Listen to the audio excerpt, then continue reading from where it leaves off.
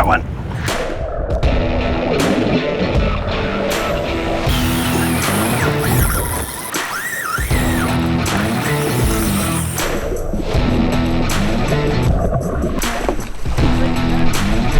Right over.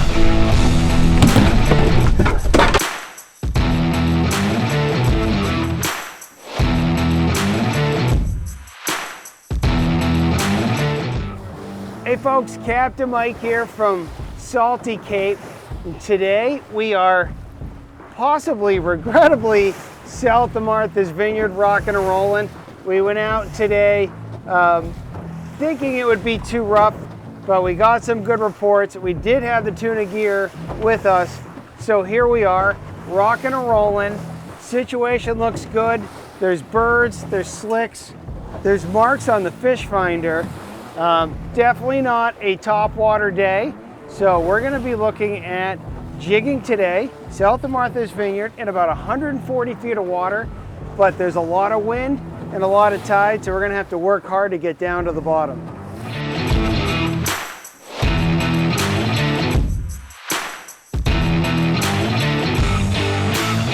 So I'm just going to take a minute here to talk about the approach for today.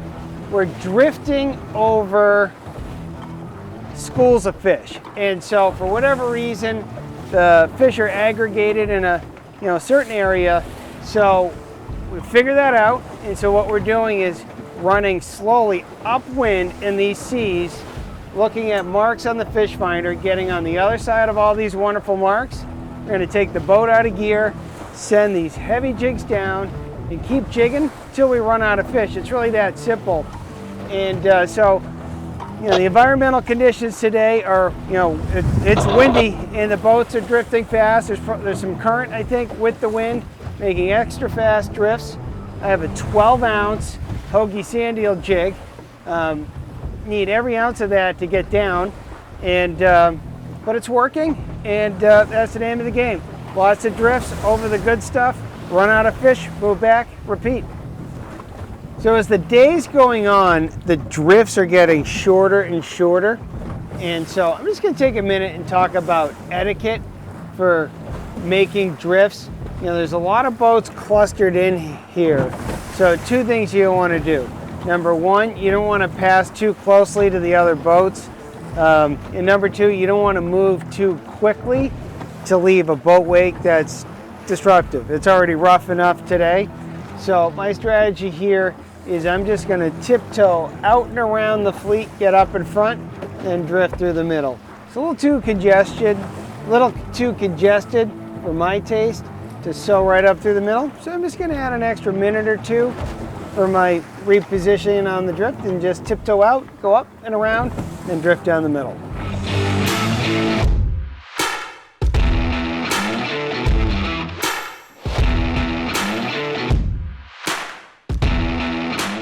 So the technique we're using today is speed jigging, but we also know the fish are hanging close to the bottom. So it's going to be speed jigging for a very short duration and then drop and repeat, versus a lot of times I think of speed jigging as a technique where you're going to be fishing all levels of the water column. Not today. Our hits are going to come on the bottom 20 feet of the 140 feet that we're in.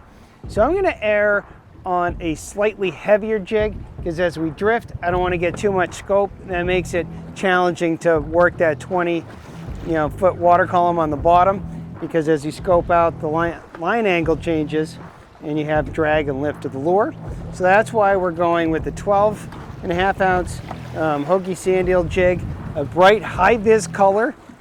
Green's the color, but my experience is when they're on green and it's in rough sporty conditions, a brighter version of a green, such as this albicrack and a green chartreuse or the glow belly, that helps get spotted. And so what we're going to do is send this bait straight down to the bottom. Now I'm using short 5'9" jigging rod, a spinning rod. I like spinning rods for this style of fishing. That's personal preference. What I like about the spinning rod is I'm using my strong arm to work the rod.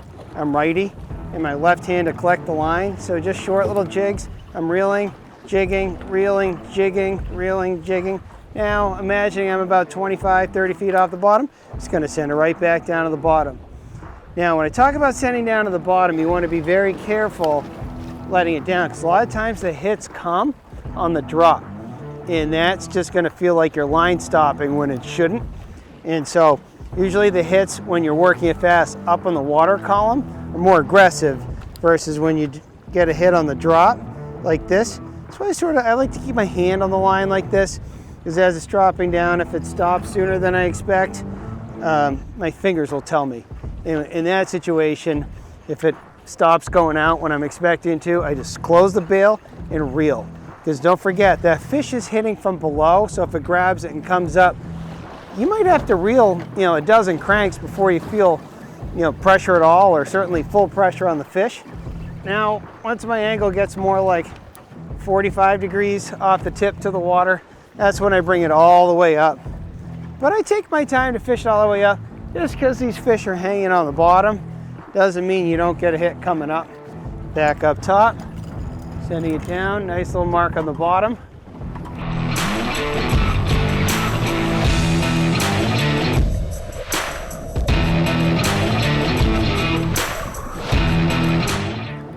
Well, there we go, got one. There we go. Yeah, it's a tuna. There we go. Yeah, they are just hanging right on the bottom. And tighten up my drag a little. Still doesn't fully know it's hooked yet, I don't think.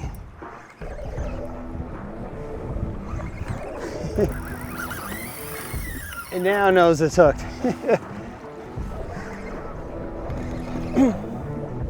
So it's a little bit of a tricky situation.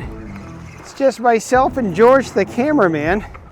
So I am the effectively the captain, the mate, and the angler for this shoot. Got this guy a little sooner into the trip than I expected, so I got to get my gloves on.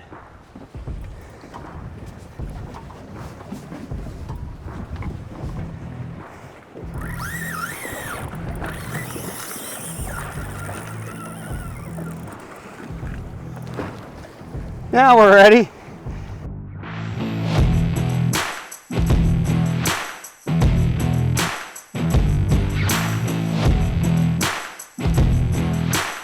As we get this fish closer to the boat, it's coming in on the ideal side. And I want to have the boat be on the downwind side of this fish, because what I don't want to do is have the boat drift over the fish. Keeping pressure on it, I land it. It's not ideal conditions, gaffing your own fish, but we're gonna make it work today. Got my gloves on, my gaff handy. The fish is positioned on the right corner of the boat. The boat is downwind, so we're drifting away from the fish as opposed to on top of the fish. Now, when I go to land this fish, there's two ways I can go. I can either hold the rod in one hand and gaff in the other, or I can spike the rod in the rod holder. Now, again, it's not ideal for one person to land their own fish, but in this situation, it's all we got. We got George on the camera and just me here. But sometimes you have multiple hookups, so you need to do it yourself. So on a smaller fish like this, you can do it either way. But what I'm gonna do is, hopefully not free spool the fish, is I'm gonna leave maybe a rod and a half, 2 rod length of line out. Get happy with it. And tighten the drag just a tick. I'm gonna spike this rod in the holder. Now I have a good line on this fish. Gaff handy here. Got a headshot and aim for his head. Got it right in the head. Bring this fish right over. Not pretty, but it works. First tuna on the board for the season. And get this guy taken care of. Practice some catch and release going forward.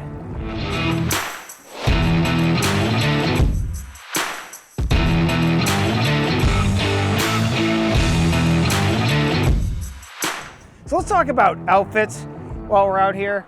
Now, as you can see, I am jigging right here, right now, with a classic spinning jigging outfit. This is the Hogy Tuna system spinning outfit. I have it paired with a Stella 20,000 with hollow core braid, 100-pound Jerry Brown, and a wind-on leader, 30-foot wind-on leader. Now, this is my standard issue vertical jigging for tuna outfit. Now, I get asked a lot, particularly at shows, if I could have just one outfit, what would it be? Usually the question is framed relative to, would it be a jigging outfit or would it be a spinning outfit? Now, obviously today, we're vertical jigging in 140 to 150 feet of water. So the answer to that question today would be a jigging outfit.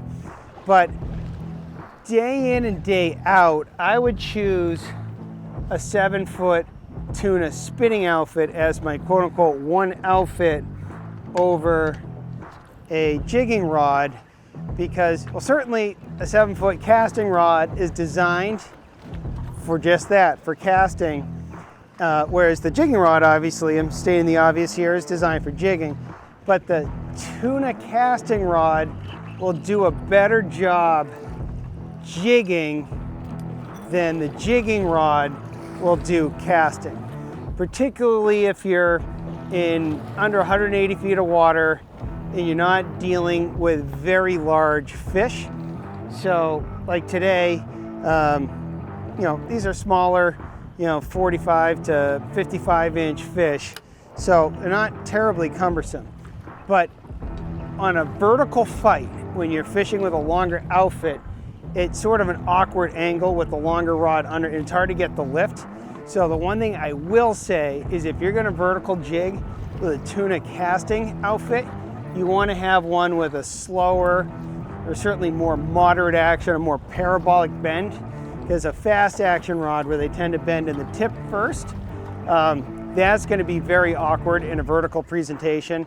But if you have a tuna casting rod that has a more uniform bend, it'll be a heck of a lot more forgiving while vertical jigging, less inclined to breakage, easier on the angler's back, just a better option. So if you are gonna switch hit with a tuna casting rod, I do recommend a softer, more parabolic blank. So here's a quick little tip on how to determine which rod to quickly grab out of the leaning post. As you can see, I'm sort of eye level with the foregrips and as opposed to looking up. So if you're gonna quick grab a rod, number one, the foregrip on the jigging rod is longer than the foregrip on the casting rod. Number two, we have different color threads for each of our rods in the Hogy Tuna system. So the jigging rods have a little piece of, or a little area of green thread, whereas the tuna casting rods, again, the casting rods have the blue thread. So here I am at the leaning post, I'm at eye level. So it's a quick color coordinated, quick grab system with the green thread for the jigging rod, the blue thread for the casting rod, and again, also a little bit of longer cork for the jigging rod.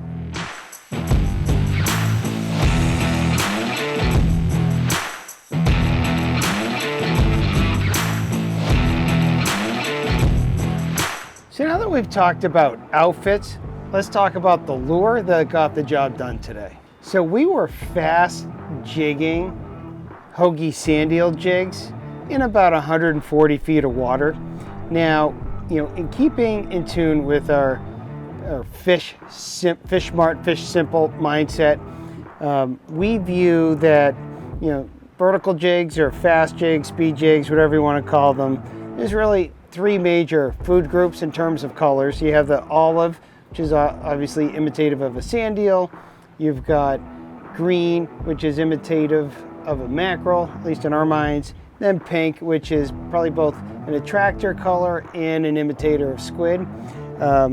More recently, Hogy came out with the albicrack, which is sort of a cross between an attractor and maybe a mackerel imitator, but I'm not sure, who knows what the fish thinks, but obviously in my mind, I think of it as a green with high attractor factor to it. Now, what's an attractor?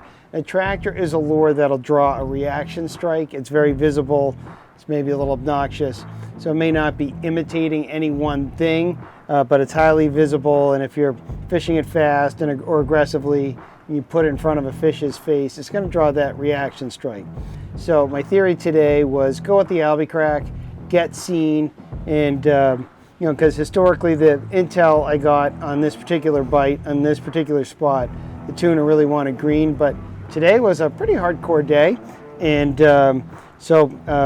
started with the albicrack and hooked up, you know, within moments of our first drop. So definitely felt like the right choice. Very productive lure. Now, talking about weight, these are big sand eel jigs. Granted, it was only 140 feet of water, but we had wind and tide together today, so we were drifting pretty fast. And yeah, this is maybe a little overkill going with a 12.5 ounce sand eel jig. But when we were doing the drift, particularly on the jigging outfit with a heavier hollow core line, the 100-pound test hollow core, I felt like we needed every ounce of that 12.5 ounces. You probably could have justified 16 ounces at the peak point of the tide today. But it was a good lure, got the job done. We marked fish, we sent them right down, we worked them, and well, proof is in the pudding with the fish box. So here's a little tip I'd like to share about traveling. Traveling, I mean by running underway with a sand eel jig. This is a big, heavy lure, and on a assist hook, it'll bounce around. You know, sure, there's jig wraps, etc., etc. You know what I do? I just pop the jig off the split ring. Now on my connection, you'll notice that I have tied directly. Sometimes I'll crimp, but today I tied directly to a mini high quality crane swivel, small split ring, and then the split ring is connected to the solid ring with the premium beaky teaser. So when I'm making a long run, or you know, when I'm done fishing, done for the day, I just take the jig off the split ring, and then I just connect the leftover assist hook, you know, the reel seat, footer, guide, whatever. But now I'm safe for fast transportation. The back of the dock, rinse the rod. This rod will come home like that, and I'm ready to go. Next time I'm out, I have my handy split ring pliers with me. I have split ring pliers all over the boat. I use them so much.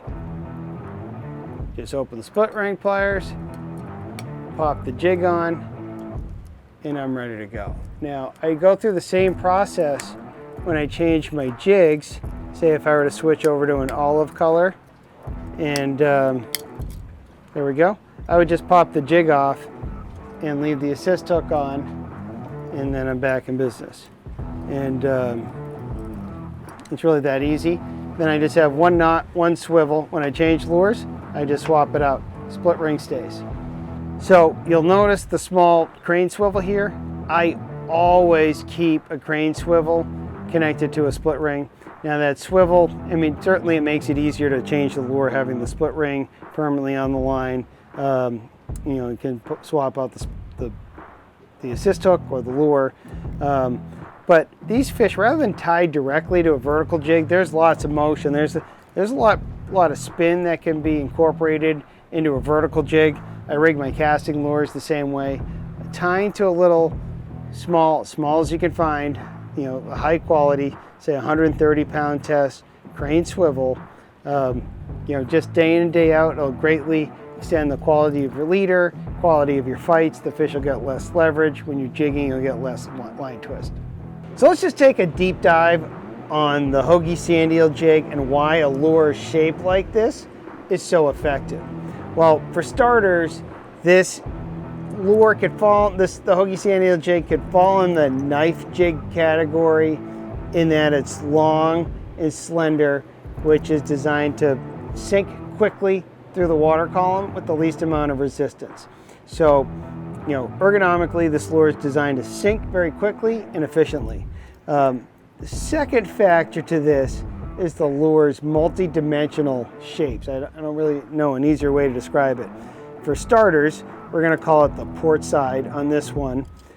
You'll see down the side of the bait what I'm going to call a ridge line here, so a high center point, so it's got an angle on either side. Now, when this bait is falling, particularly when it's being fished, you know, series of short jigs, it's going to want to rest to one side. It's going to give the bait a very high flutter factor when fished, when vertically jigged in short spatial intervals. Now, the other thing I want to mention about this lure that is flat on one side. So it's going to really err on going down, but where we're going to introduce some random flutter nature to it is the lure's irregular shape. You can see it has a curvature to the bait sort of imparted throughout the lure. So with one side being flat, again, the port side with a ridge line, and then some random twists in the mold to give it a flutter factor. No two falls of this bait are going to be the same. So like today when we were targeting the bottom 30 feet of the water column, whether we were speed jigging, reeling it up and dropping, so that lure, when it's constantly being moved before it settles in for a fast sink, is going to have a ton of action. If you do the twitch jig like we were also doing, the lure is going to fall and twitch. So when you are working the bait, the jig is just going to come alive. So you get two things with this. One, fast sink rate, get it down quickly. Two, a maximum amount of action when you're fishing. Now, as we wrap up talking about fishing with the Hogy Sand Eel Jig, just want to show how I store my jigs. This is my heavy jig bag. A lot of folks ask, how do you store your jigs? These are heavy jigs. They bounce around. Certainly not a Plano tackle box, because these will punch right through, bouncing around, especially on a day like today. But at Hogy, we have these mesh roll-up bags. You can hose the bag down literally with the jigs inside. And this is my big jig bag. This is in the large roll-up bag. My medium jigs are in the medium bag, and obviously my smaller jigs are in the small bag, but they're all with assist hooks.